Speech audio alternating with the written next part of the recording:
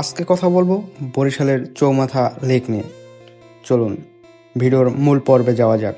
আপনি যদি বরিশালের সৌন্দর্য খুঁজে পেতে চান তাহলে চৌমাথা লেক একবার ঘুরে আসতেই হবে আপনাকে।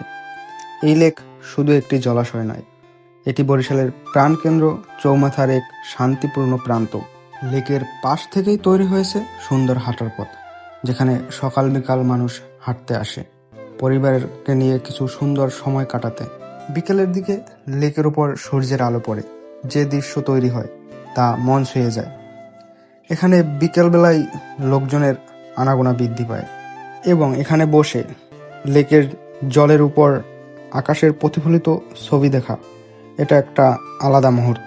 চৌমাথা লেক বরিশাল শহরের জীবন আর প্রকৃতির মাঝে এক চমৎকার মিশ্রণ। এই লেকটি ঢাকা বরিশাল মহাসড়কের ঠিক পাশেই অবস্থিত। আজকের মতো বিদায়।